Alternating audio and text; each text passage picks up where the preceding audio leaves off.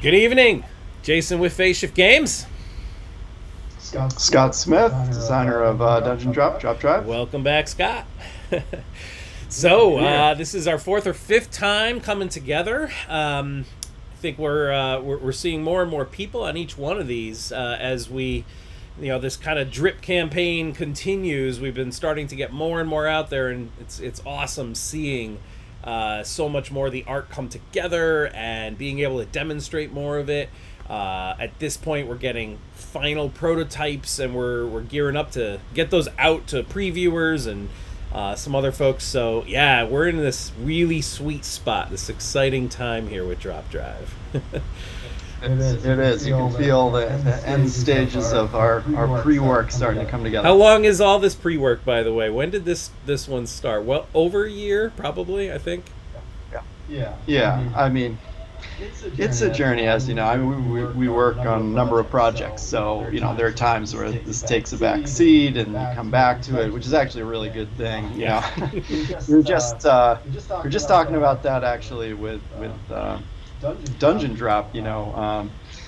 Talking about maybe producing a new promo for that, and when you're in the middle of one of those design pushes, it feels like you've tapped out every possible race you can think of and stuff, and then you take like a few months off, and it comes up again, and everybody's got like 5 ideas. It happens. Well, and with the community submissions that we're doing right now for Dungeon Drop, which is part of a pack. I'll talk about that at the end, just so people are, if you're not aware. But yeah, as part of this, community submissions for Dungeon Drop, even there we're seeing brand new stuff come in.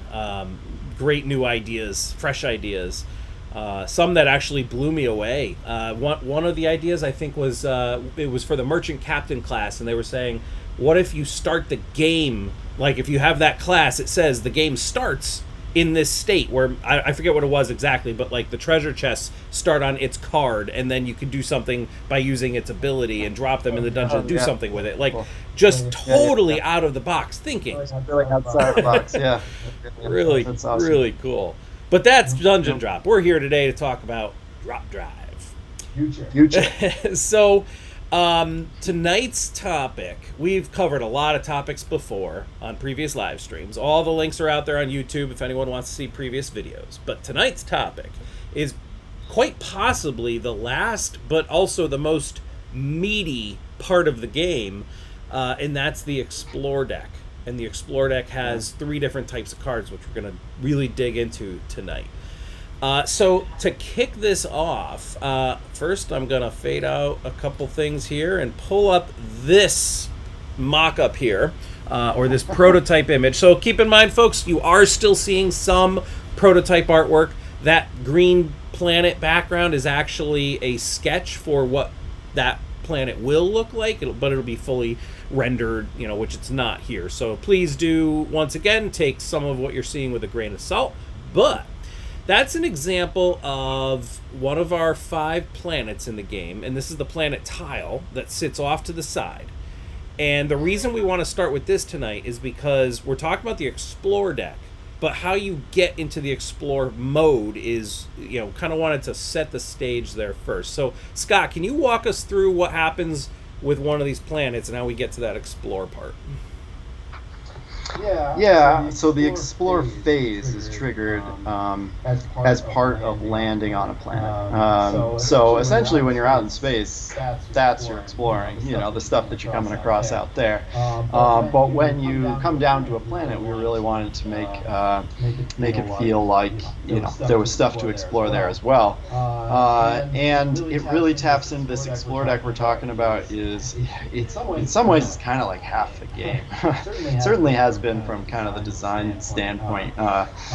There's being out in space and all the great spatial stuff we do there. But one of the things that really distinguishes Drop Drive from Dungeon Drop is the Explore deck, because that piece of it is interlinked with the spatial stuff that's going on, but Dungeon Drop did not have that kind of explored a deck that had a whole bunch of like you said, meaty stuff in it. And depending on your ship, your ship's kind of stats and stuff like that, how much you can explore is variable. But you're definitely, everybody's going to get a chance to draw from this exciting explore deck and see what happens. It's just how deep you get to dig in. And it's evened out because you get to, in normal circumstances, keep one card, but that stat affects how many cards you can choose from when you explore, as part of this phase. Yeah, so I didn't. Last time we were on, I think we showed the full ship cards with the stat that you're talking about, the explore stat. But the icon for it is here on this planet tile. You can see that green eyeball at the bottom left there. That's the explore icon. And on your ship card, it might say explore. That icon with a 3 next to it. And what that means is you get to draw, when you're exploring on a planet, exploring the surface, you can draw 3 cards. And from those 3, you're choosing 1. It's always 1 unless you have some special upgrade or something. Right? So there's a bunch of other stuff that you can do on the planet as well. And I think we talked through a good amount of that the last time. But basically, you kind of follow this planet card from top to bottom. And then the last thing you do is activate the pirate, which is all the stuff over on the right. But that explore surface is the last thing that you kind of do yourself as you've landed on the planet. And so it's drawing these cards, and what the cards are is what we're going to really get into now. So let's show you. That's not it. There we go. Let's show you what this is all about. So here is this is actually the back of the back of the deck. That's a nice little image from inside your ship, looking out over a hulk in space and some planets that you can land on. And so, like I said, we're going to talk about 3 kinds of cards that are in this deck. And the first is what? I forget. There you go. The first is a specimen. What's this all about, Scott? All right. So specimens, the first card type, and also apologies if anybody hears one of my little guys going to sleep in the background. But this is a specimen. This is one of the mostly cute little critters. Sometimes a little less cute that you find in these. I love how this came out in the little canisters. This was a fun thing to kind of just picture and describe, and now that the art's coming together, it's super cool to see. And these guys you can find on different planets while you're exploring, and in some ways they're the most traditional of the 3 pieces, because this is a kind of set collection. These are cards that you keep in your ship. You have slots in your ship that you can kind of fit these little containers. And they combo score in a lot of different ways. One of the things I still love about, is kind of an original part of how the specimens were designed, and I'm so glad it's kind of still in there through the whole design process, is that some of their attributes matter. And when we were giving the art direction, we actually had to tell them, like, this creature needs to have, 3 or more eyes, which was just kind of a neat thing. And there are certain specimens that'll score, like this one you've got up here now. Scores the skittish specimen scores all specimens that have 3 or more limbs. So you can actually see it in their art, like now that this is all worked out. And we have the reminders, as you can see over there on the side, how many limbs something has. But I always just like, you actually don't even need to do that. Some of them you can just glance, oh, that's got a ton of legs, it's definitely going to score. You don't even need to see the stat, which I love about this. And I just think it's a lot of fun, as you're collecting, you've got the specimen that's going to score others with only, an eye or, no eyes or something like that. And so when you draw the cards and explore them, you can right away just visually see, oh, this is a good one for me. So I love that about this and how it all turned out. It was designing the specimens for a long time. If they were the best of the 3 cards, this was a tricky thing design-wise, because of the 3 cards, you'll see this when we get into the other ones, but with the specimen, because it's a sort of a set collection, it scores sort of immediately. Like when you're going to score these points as soon as you draw. So you don't really have to do anything else. Maybe you've got to collect a few more, but they're going to score you a few points. Like this guy right here has more than 3 limbs himself, so he scores those couple of credits right away. It's guaranteed points.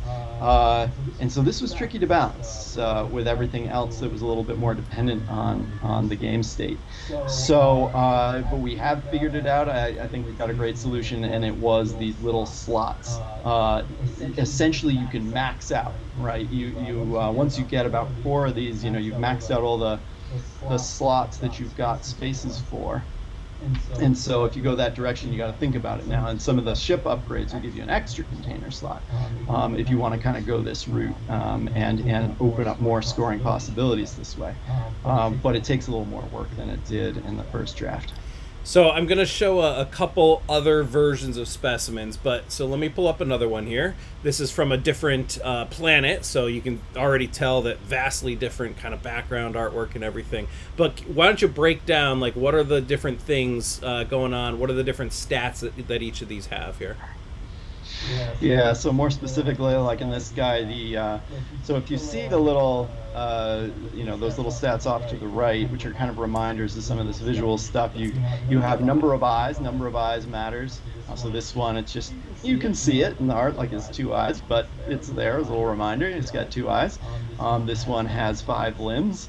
And the only thing you can't see visually in the art is the weight, which we kind of added last, but gives us a lot of different possible scoring combos in the future. So you can see it's 17 of our weight measurement there. What was that? What did that stand for? Gravitrons? I think it was Gravitrons last time I said it, although I'm not sure. Is it in the rule book that way now? I don't think so. And then it's omnivorous. And you can see it's going to score you a credit for each of. Sorry, it's super tiny on this. Oh, that's right. So I can tell it's bigger on my screen probably, but that is for each specimen. That's basically a card symbol for a specimen. So that one's really simple. Let me go back one. So this one here, the first one we showed you was for. I think you said it, for every specimen that you have that has 3 or more limbs, you're going to get 2 credits. So this one counts towards it, so you get 2 credits right away. Plus, if you had that next one, that would be another 2 credits, because this one also has 3 or more limbs. This one has 5 limbs. And now this one is giving you 1 for every specimen you have. So that one's really simple. Yeah, this one is probably the most flexible score. Mm-hmm. And then here we have Arctic. So yet another culture here, a different planet. And this one wants specimens from the same planet. So right, from its planet, the icy world, yeah. Yep. And 3 for each of those. So you start to see, that's what Scott said, this is a set collection at its core, right?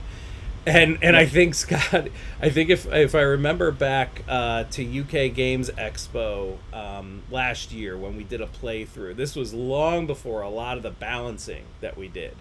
and we didn't have a limit. You said that there's a limit of 4 specimens on your ship now. To start with. Well, back then, I think Darren in that game acquired like 9 specimens, and his score was over 100 when normally scores are in the 30s or 40s. And so clearly that balancing was super important because these are like exponentially, building on each other. Right, they build on each other. Yep. And we tried it a lot of different ways. There were different ways to limit their combos in different ways. But I like where we've landed because it really has kept things really open in terms of how they can score, but just limited in terms of the number that you can hold. Yeah. By the way, we got a report that there was a little bit of echo. I have adjusted the sound quality over the last a few minutes, so hopefully that's better for folks. So let's, I think I got 1 or 2 more. This is from the, actually that green planet that you saw earlier. This is from the Mechanids homeworld, Predatory. In this case, this one wants other specimens on the ship that are in the same weight category. So from 11 to 20 gravitrons. 2 for each of those. Yep. And then we have, I think, the last one here from the Dusters homeworld. And this one is this one is unknown, right? So even his name, it's you're basically rolling. It's kind of like the treasure chest in Dungeon Drop, actually. Just at the end of the game, you get a point for each pip on the die. You just roll the die. See how much it's worth. So there are a few like this that like this one doesn't combo score itself. It can still be part of combo scoring with some other specimen, but in itself, this is a straight points that you don't quite know exactly how much it's going to score.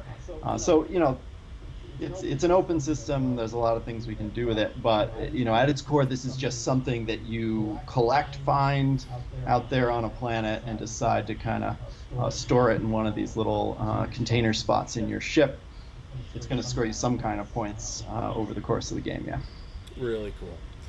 So that's specimens. That's one of the 3 types of cards in the Explore deck. And so now that you've seen one of the types, let's just kind of rewind for a second. So I land on a planet surface, and I do all the market stuff, and then I can go out exploring the planet. And I draw whatever number of cards. Now, I might draw 2 specimens and a passenger, or I might draw 3 upgrades, or 1 of each. And now the choice is, do I want to expand my ship with this upgrade? Do I want to take a passenger that maybe is going to go to a place that I'm going to go to anyway? So that's kind of a double down. Or do I want to fill up my ship with specimens and try to get these exponential effects? Those are some of the super interesting choices that you're going to make throughout the game. Any? Yep. I got it right. Right. Yeah, no, you covered it. But that's exactly it, right? Yeah, that you're getting a little menu of choices and kind of responding to what you've been doing so far in the game and where you want to go from there. So, for example, you could be like, my strategy is going to be collecting as many, I collected a couple of specimens that start to combo well, so this is where I'm going to go this game. I'm going to be like a specimen collector, and I'm really going to start to scoop up as many of these as I can. If I see a ship upgrade that gives me extra slot for one, I'm going to grab that. I actually just had a play demo of this, and one of the players was doing exactly that and scored more points than I'd seen so far with this new kind of more limited system with the specimens. But it was neat to see that happen. Another thing it might link to, for example, is collecting the space salvage, because that'll also give you access to the Explore deck. And if that's a big part of your strategy, the specimen collection, then you want that kind of access to the Explore deck as much as possible. Great. All right, well, let's move on to the next card type. And up next is a ship upgrade. So once again, now you're starting to see, I think in previous episodes, we showed you some of the ship artwork, and we showed you how there's different, each of those 5 planets kind of have their own different types of technology. So this card here is from the Brine planet, which is where the Brineborn live. And so they're the kind of aquatic creatures, and so all their ships are more biological in nature. And so you're going to see a few different kind of technology types in these different artworks as well. We pull those cultures, those 5 different planets, through everything. So how do the ship upgrades work? The ship upgrades and this kind of funny shape of this deck, the ship upgrades were the first thing that sort of dictated that, right? Because they are meant to be fit in between. If I choose to take this upgrade, I'm literally going to slot it. I'm going to move my two halves of my starting ship apart, slot this thing into the middle. Not only does it change the look of your ship, and give you a new ability of some kind, even the name of your ship changes. You'll see up at the top, you can always read the name of your ship across, and it changes as you slot these little pieces into it. So it's like installed right into, both art-wise and ability-wise into what you can do for the rest of the game. And of course, there's a lot of different, some of these things would score you, help with your scoring in some of those other categories I just mentioned. For example, there's an upgrade that gives you an extra canister spot for a specimen, which increases, just that combo scoring, because it really amps up, going from combo scoring 4 things to being able to combo score 5 things is a significant change. Yep. Of course, you need the ship upgrade, and then you have to also go and pursue getting another character or specimen. But theoretically, you could be getting more than 25% increase on that, just because of the exponential effect. Yeah. So this one here is touring. So yeah, you could be the Relentless Touring Enigma, right, as a ship name. And then this is just one upgrade, but you can get multiple and keep building your ship out. And so it keeps adding more and more cards. In fact, you mentioned the shape of the cards. I think that's one of the reasons why we explicitly chose this half-size card, because if these were all the full square size, it's just too much space on the table. So this worked out well. So this one here has this drop engine. Basically, you get an extra drop drive charge token, which lets you drop around the board, as we explained in a previous episode, one more time before refueling. You were going to say? Yeah, I said it ended up working nicely for the specimens too, because of how we slotted them underneath the cards. So actually the shape we ended up at, those 4 specimens you can base collect fit perfectly right underneath your ship right now. And the shape of a card, this domino shape, has grown on me more and more, because it is great for table space. Just if you can fit things in well together, it's worked really well. Yeah, come to find out, that's actually, we didn't realize at first that there was a standard card size for this. It's called a domino card. Maybe that comes from the game Dominoes, or maybe has nothing to do with it. I have no idea. So let's look at a couple others here. Here's the Limitless, and this one here you can see has an extra cargo space so that you can hold more cargo. But I think, Scott, you made a lot of these cards not just do one thing. Like, it could have just been a cargo space, but in this case, it also is a special cargo space, right? Well, this was the long haul of balancing the game and just watching people play. And if people weren't taking a lot of ship upgrades, constantly ask yourself, well, why is that? And this one, for example, right, if you have a large cargo to start with, you have less incentive. This has less appeal, right? Because you already have a good solid cargo. Whereas if you're a ship that starts with a really little cargo, seeing this extra slot come up is huge. Oh yeah, no, this is a great one for me to grab. But it also depends a little bit on your direction too, because if you're really gunning for specimen collection, then maybe collecting a ton of asteroids out in space isn't as big a deal to you. But here you get a little extra bonus, right?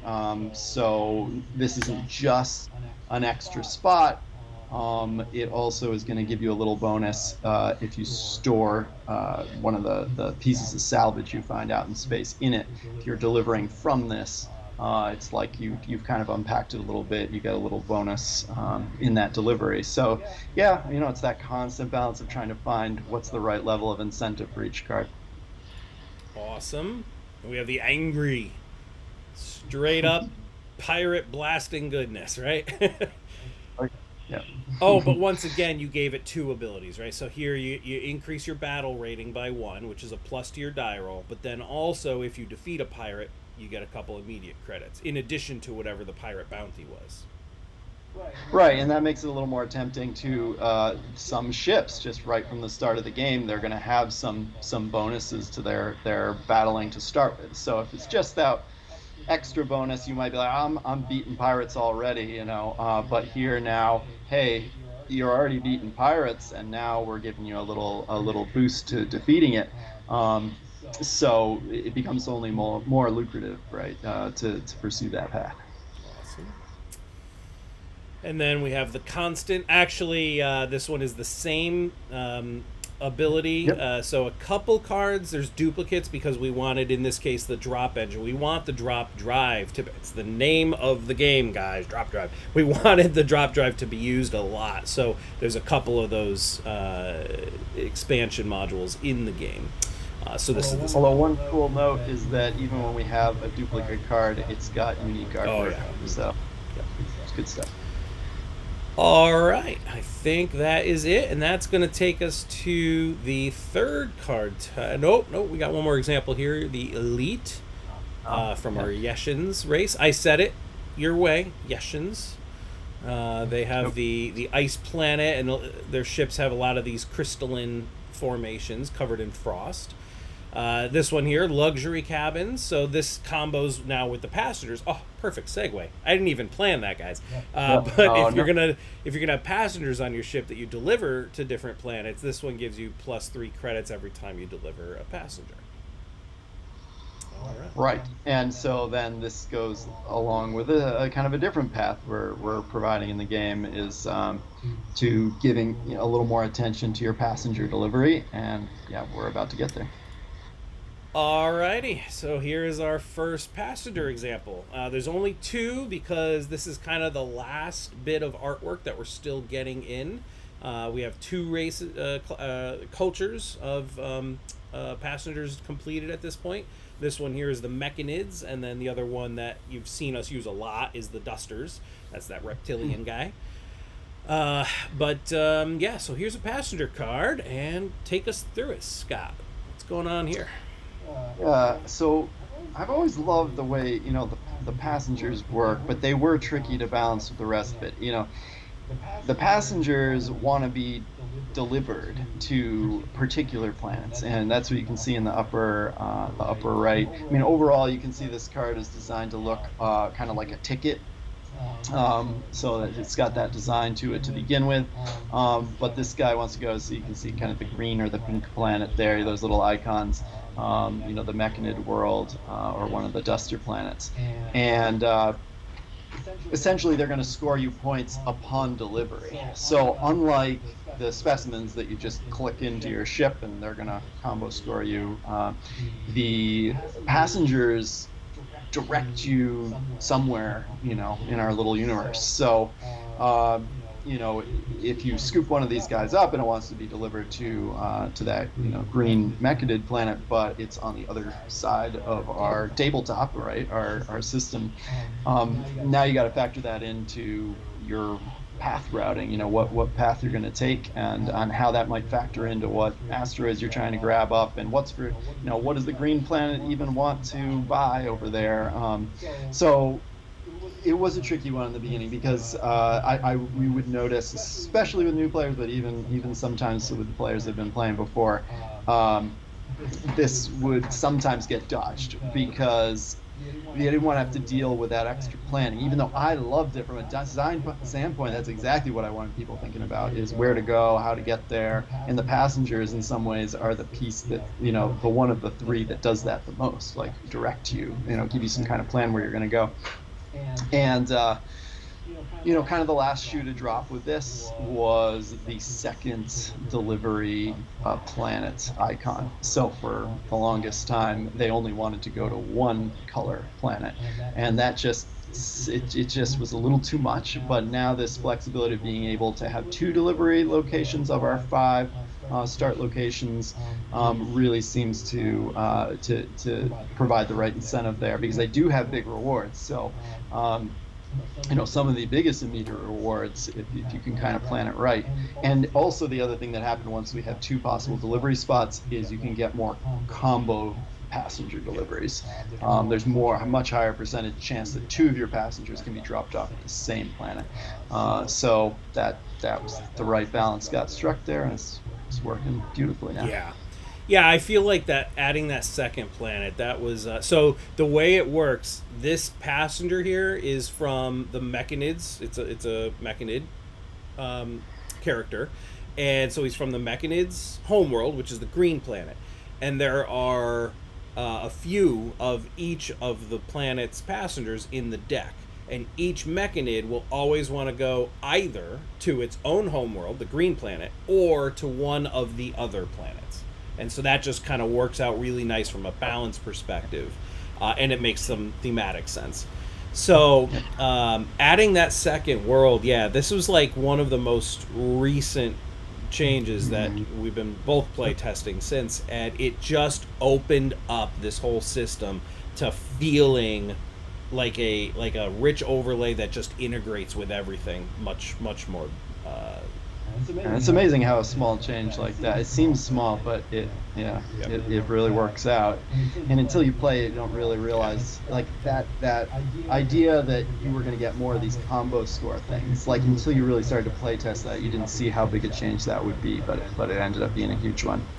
And then of course there's the abilities. There's tons of we got a lot of variety of the abilities here. This guy's a junker. We tried to theme these a little bit to their race. The Mechanids are obviously they're kind of this robotic insectoid stuff, so some of theirs have to do with junk discard technology kind of stuff, but this guy will score you 3 credits right away, and then allow you to take an upgrade your ship upon delivery as well. So I think we have a second one. Oh, also notice up top that like strange alien writing. This is fun. So I'm going to go to the next one, and you'll notice that there's different strange writing up top. So this is purely cosmetic, but it's just one of the cool fun things that we did. Basically, we went out and found 5 like wildly different I don't know, hieroglyphic, I don't know if that's the right word for it, but just like alien style writing. And we found a bunch, we found dozens, but then we picked ones that seemed to match the style of this particular culture. And so the top of the boarding pass for each one of the dusters has that same style writing up top. That's just a fun little thing that we did there that we're pretty proud of. So here's Last Loop. So this is our kind of our mascot. He's on the box right now and everything. The Wrangler. So he's going to give 3 credits and take the top specimen from the discard pile. Right. So this just happens to be, in some ways, you can see similar to that last one, but there's a lot of different types of things they can do. But this guy, and I will say, so like, again, thematically, the dusters are kind of these like hard time farmers, kind of this dry planet, but so their abilities might have to do more with specimens and kind of animals and stuff like that. Indeed. And I think that is all the examples that we have. I'm just going to go back now to the planet tile. So if we turn that off and turn this back on. So just to kind of walk people through from when you land on a planet, you basically look at those top row of icons there. So first you recharge your drop drive so that you can drop again as soon as you leave the planet somewhere else. Deliver passengers. So now that you've seen the passengers, you kind of understand a little more how that works. So it's pretty much one of the first things you do when you land on a planet is you check, do I have any passengers that match this planet? And if so, you can deliver them. You don't have to. You might be wanting to save one of them to combo with something else that you're going to do at a different planet, but you can deliver passengers. And then identify salvage is the next one. And you saw earlier one of the ship upgrades specifically dealt with salvage. And the way salvage works is it's a piece you can pick up, like a chunk of an old relic ship that was floating in space. and you put it in your cargo, and now when you get to a planet you can identify it and see if something was in that, something valuable. It could be another specimen, passenger, or ship upgrade. So you identify salvage next, and then in the middle is really the main economy part of this game. That's where you can sell, in this case, yellow, pink, or blue asteroids, and you'll see different market prices there. And I don't know if we fully explained this. I think we did on the last time, how that the market will change as the game goes on, depending on how much is sold of each of those types at the planets. And then once you're done with the market, then you do the explore, which is drawing these cards and choosing from them what you want to keep, and then rinse and repeat, and pick up a passenger, deliver him to another planet. Oh, one of the things that I know we struggled with earlier was, what if you get a passenger that wants to go to the same planet that you're on? Oh, right. Yep. Essentially, thematically, what that is they just want to take a little short space flight. So they still want to ride. You got to leave, but you could choose to come right back. Now, that's a little tricky because obviously it's all in this game about making the most efficient use of your turns, so you could turn around and come right back, but then the question is, were you able to fill your hold with more valuable asteroids at this planet? In doing so, was that really worth it?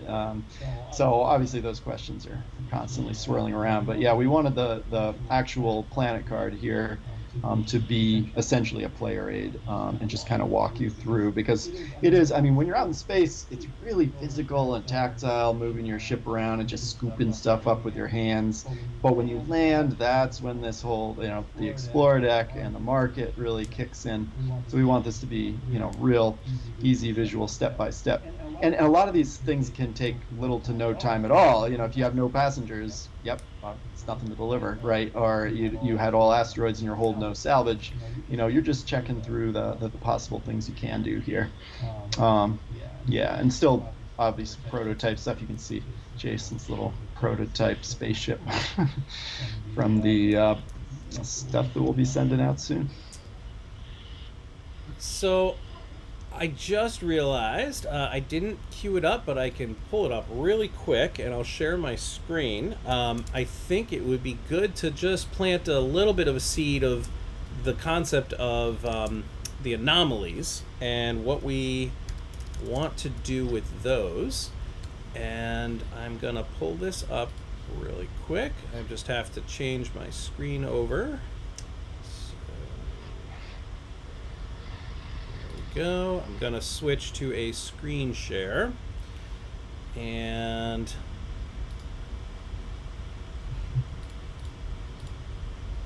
Safari's not coming up for me on this. I didn't prepare this part. All right, well, that serves me right for trying to change something midstream. Okay, well, next time we meet, I can pull up those images, but there's one other aspect of the game that is probably going to be the most interactive that you all get as the community with us during the Kickstarter, and that's developing this concept of anomalies. And we've announced, as part of this special fundraiser campaign that we have going on right now, we've announced two. It could be two separate anomalies, or it could be that they get combined into one. We haven't figured that out yet.